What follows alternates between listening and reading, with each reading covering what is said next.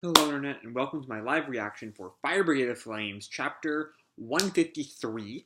When we last left off, we were introduced to the wider Oze family, most of whom are in the military, except for Maki, who's in the 8th Brigade, of course.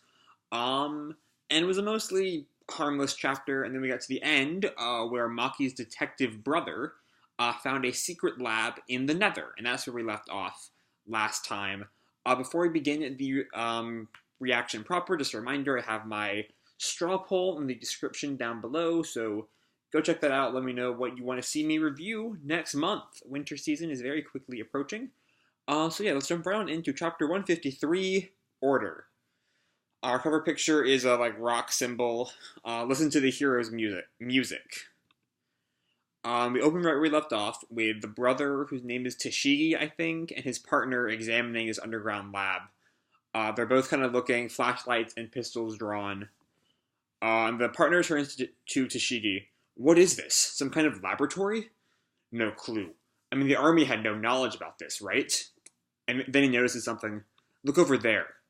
And we see some kind of device with 4 tubes at the top. And in that tube is a bug, which I'm assuming is the fire bug. I've not seen the firebug in a while, but I think so. I read the reports, but I didn't expect to see this in person. The White Hoods are using these bugs to induce spontaneous human combustion to create infernals. So the White Hoods are still hiding in the Nether? Most likely. Yeah, so it is one of the flame bugs. Tashigi goes to look around. Let's see what else is around here. And he sees somebody. We see a head. The guy kind of goes behind the corner. Who's there? And he shines his flashlight there where the person's gone. There's someone else here. Be careful. And we hear a snap under Tashigi. And it's like a limb? A charred body? And the partner comes up. No. An infernal. We get a good look at the infernal. Why isn't it moving? How could it be dead with its core still intact? Tashigi yells out to where the person was a few seconds ago. I know you're out there. Show yourself. And out walks a White Hood with a suicide bomber. Oh shit. A bomb! Tashigi gets in front of his partner. Get back! And it blows up. Is Tashigi also a second gen flame human? Because I know Maki is. So if Tashigi has flame control powers, he should be fine. But the blast is so big it pops open a manhole in town. The room is destroyed by the flames. And the partner has survived, it looks like, thanks to Tashigi covering the blast. He still has a nasty cut on his eye. Oh, Zay. And he sees Tashigi knocked unconscious. Maybe dead. We don't know. Whatever it is, it's clear he was not a second gen flame human. Oze! And then at the hospital, it looks like he survived, actually. Okay. Burns on your forearm, fractures in your left arm, burns on your face, bruising all over your body. Some of your injuries will take 3 whole months to heal fully, but that's all a small price to pay just to have survived that explosion. What about you? Are you okay? Oh no, that was the guard. I thought that was some nurse, so I was using a bit of a higher voice there, but it's not. Just minor injuries, thanks to you. It looks like the cut on his eye is completely healed. What about that Nether lab? All up in smoke, unfortunately, thanks to that bomb. That was a White Hood, wasn't it? A suicide bomber. Those guys are more dangerous than I thought. And Maki-chan's been facing off against such crazy fanatics? Yeah, it was Lieutenant Hinawa that took Maki down to that hellish Nether. It seemed like Tashigi is not a big fan of Hinawa. Okay. Meanwhile, at either the Oze mansion or at Donro was his name. I remember it sounded like Donzo from Naruto, but it wasn't. I think it was Donro. There's either the Oze house or his office. I can't remember which. What? My son is fine? And what are the Nether? Until now, the White Hoods have not confronted the military. As someone who must protect this empire, I won't let them escape. Call Honda from the second. I'm sure he's raring for a fight too. Who is this guy he's talking to with flames on his head? The second will lead a search through the Nether. Okay, so I guess we're gearing up for the second to take focus. Who do we know from there? Juggernaut? Anyone else? Honda, I guess, but, like, not very well. Anyway, at the Special Fire Cathedral 8, Arthur is, like, looking up at some like, stuffed horse or stuffed ram head with a baseball cap. Thank you, Silvero, for your continued protection. You're still talking to that thing? Heh. I feel sorry for Silvero that Hinawa performed vile experiments and stuck those horns onto him. But thanks to my gentle knightly compassion, he's happy. And the horse head makes a sound? It makes a yeehaw sound. I guess Arthur programmed it or something, or got Vulcan to program it, more likely. And Arthur notices some, like, trash in Silvero's mouth. What? Who's been feeding rubbish to Silvero? Is Silvero supposed to be, like, a romanization of Silver? Because I know he has, like, the fake horse named Silver. I don't know if this is the same thing, though. But anyway, Arthur immediately accuses Shinra and, like, goes at him. Accursed demon! How dare you defile the animals? Hey, I didn't do it! Get off of me! Maki observes them. They're at it again. And Maki, like, stuffs some paper in Silvero's mouth. Lunchtime, Silvero-chan! And both of them just, like, look at her doing it. I told you it wasn't me! And Shinra, like, goes at Arthur.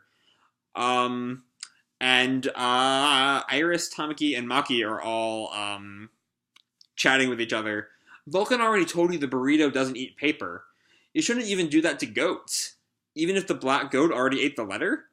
Maki is alluding to goat mail, an endless children's song in Japan. Alright, I don't know it. And Lisa and Vulcan walk into the room. Just another normal morning here at the 8th. Yep, full of idiots. Hinawa. And then we cut to Obi and Hinawa, and Hinawa looks up at Obi. A moment, please? And Hinawa comes to Obi's desk.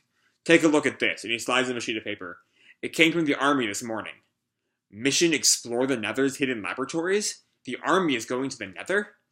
The army is sending the 2nd, and they want us to participate. A second... Oh, we're having... So of course, the 8th is going to go to the Nether, too. The 2nd doesn't have enough characters for us to really focus on them. But it would not be the first time we've had an arc away from the 8th Brigade. We did have the Holy Salt Temple arc back in the spring. But anyway, want us to participate. Of course. After all, we have experience with the Nether. Right. But there's a problem. Look at the bottom. And Hinawa looks, and he, like, gets a note of surprise. We of the 8th are part of the Fire Defense Agency, so we can't refuse the Army's request. Hinawa, what are you going to do? And what does it say? Are we going to find out what it says? But Maki walks in before we find out. What's up? And Maki smiles at them. And, Obi also hands her a sheet of paper. I guess we skipped ahead, actually, instead of Maki interrupting anything. But Obi hands her the same sheet of paper. Oh? The Tokyo Imperial Army orders the return of Maki Oze with immediate effect. Okay. Huh? Wait. This is a military order. You've been recalled. But I'm not in the army anymore. I'm a firefighter. That is true. But this is a direct order from General Oze, your father. So I'm figuring it's his super possessiveness of his daughter rearing its ugly head. He's seen how dangerous the White Hoods are and does not want her anywhere near there. Despite the fact that she's a flame human, she is a 2nd gen. So unlike Tashigi, who is completely, like, subject to getting blown the fuck up by the White Hood, she should be fine. And this has nothing to do with me. I've made up my mind. I'm staying at the 8th. Maki, your brother got seriously injured while investigating the Nether. But he's fine. It's not like he's on the verge of death. And yet it's going to get more dangerous investigating the White Hoods. Your father must be worried. Is Obi trying to send Maki away? Obi, what are you doing? What are you doing? But Maki is having none of it. No, it's going to be fine. The lieutenant recruited me, and I'm proud to be here as a firefighter. Isn't that right, sir? And Hinawa has an uncertain frown on his face. Maki, go back to the army. What? She didn't get the answer she expected. A return has become a goodbye. What will Maki do? To be continued chapter 154, The Path I Chose. Alright, I'm hoping that title, The Path I Chose, is a sign that she's not going back to the army, because I don't think that would exactly be a smart thing to do with Maki's character, especially because the only reason seems to be it might be dangerous, or it is dangerous, of course, it's dangerous, but, like, why would that be a reason to send her back? Like, do they think Maki can't handle it? That just seems not very in character for Hinawa, for that matter. It makes sense for, like, Danro or Tashigi to be, like, worried about Maki and to, like, think that she can't handle it, but Hinawa should know better. Obi should know better. The entire 8th Brigade should know better. So I think it's, unless there's some plan Hinawa has in place, I think it's bullshit for Maki to go back to the army. But she has not gone back to the army yet, so hopefully the next chapter title, being The Path I Chose, implies that she's going to stay, and that she's chosen the 8th Brigade, and that's where she will stay, until the end of the line. I hope this does not just mean that, though I do hope this does not mean that they're all gearing up to kill off Maki. That would be also not good. I don't know. I don't really know where we're going from here. But I'm hopeful. I'm hopeful that we're not going to just be, like, letting Maki go back to the army when she very clearly has no interest in going back to the army and wants to stay with the 8th Brigade. Besides that, there isn't really a whole lot to this chapter besides setting up for the next arc, and in a more direct way than last week's did. Even if last week was also very much a setup for this arc.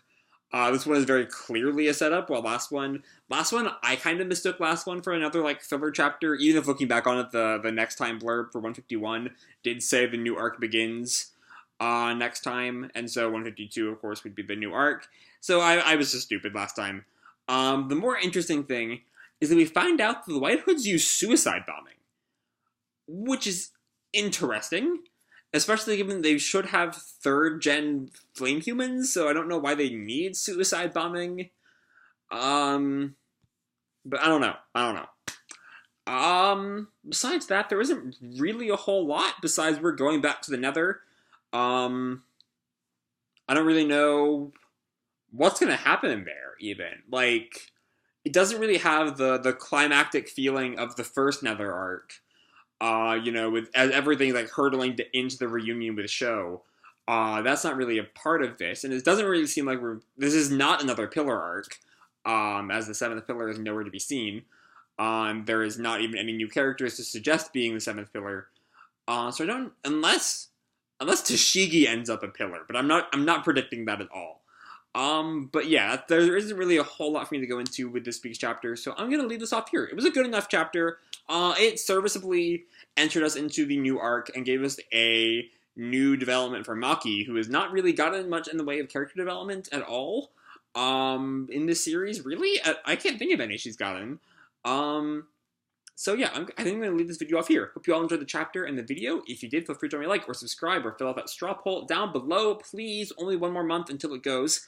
And as always, people, keep kicking ass, and I'll see you in the future. Bye!